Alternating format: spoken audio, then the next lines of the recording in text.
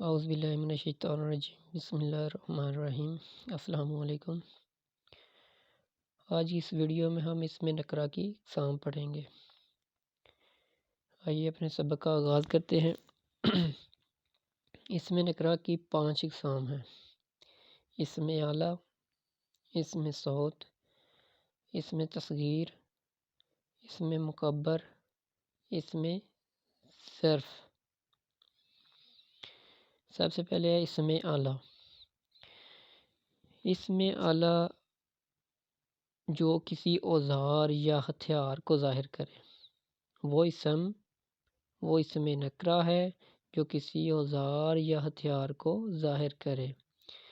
مثلاً چھری، چاقو، بندوق، تلوار، تھرمامیٹر، مسواک، مقراظ۔ مقراظ کینچی کو کہتے ہیں، اور پیمانہ وغیرہ۔ آگے جی اسم صوت، وہ اسم نکرہ ہے جو کسی آواز کو ظاہر کرے۔ مثلاً کائیں کائیں، ٹیں ٹیں، ہی، چھم چھم، ٹپ ٹپ، ٹک ٹک، گٹرگوں اور کوکو، سائیں سائیں وغیرہ۔ آگے جی اسم تصغیر، وہ اسم نکرہ ہے جو کسی چیز کا چھوٹا پن ظاہر کرے۔ مثلاً دیگ سے دیجکی، دیگ سے دیچکی، ڈول سے ڈولکی وغیرہ۔ آگے اسم مکبر ہے، وہ اسم نکرہ ہے جو کسی چیز کا بڑا پن ظاہر کرے۔ اسم تصغیر میں چھوٹا پن ہے۔ تصغیر صغیر سے نکلا، صغیر کا مطلب ہوتا ہے چھوٹا، اور مکبر کبیر سے نکلا ہے، اور کبیر کا مطلب ہوتا ہے بڑا، بڑا پن ظاہر کرے۔ مثلاً پگڑی سے پگڑ، پگڑی چھوٹی ہوتی ہے، پگڑ جو ہوتا ہے بڑا ہوتا ہے، بڑی پگڑی کو کہتے ہیں پگڑ۔ گٹھڑی سے گٹھڑ، بات سے بتنگر، چھتڑی سے چھتر وغیرہ۔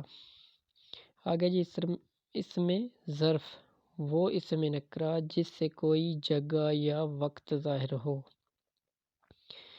مثلاً کتب خانہ، سکول، کارخانہ، دوپہر، رات، صبح وغیرہ۔ آگے اسم ظرف کی اقسام ہیں۔ اسم ظرف کی 2 اقسام ہیں: ظرف مکان، دوسری ہے ظرف زمان۔ ظرف مکان اور ظرف زمان۔ ظرف مکان وہ اسم نکرہ ہے جو کسی جگہ یا مقام کو ظاہر کرے۔ مثلاً مسجد، مدرسہ، گھر، سبزی منڈی، باغ، وادی، ڈاک خانہ، سکول، بازار وغیرہ۔ یہ سب ظرف مکان ہے۔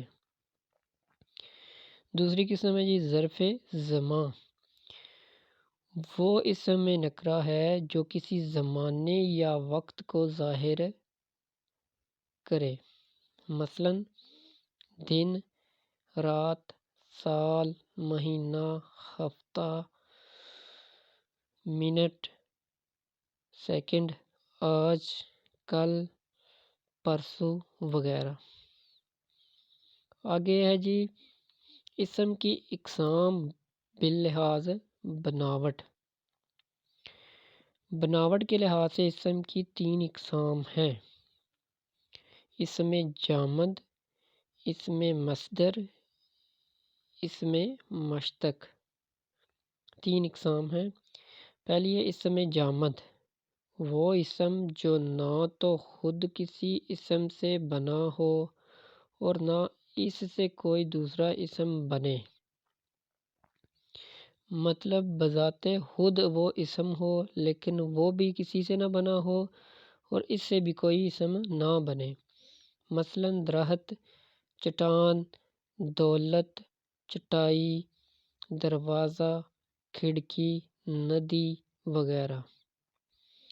آگے جی اسم مصدر، اسم مصدر وہ اسم ہے جو خود تو کسی دوسرے اسم سے نہ بنے لیکن اس سے بہت سے اسم اور فعل بنائے جا سکیں۔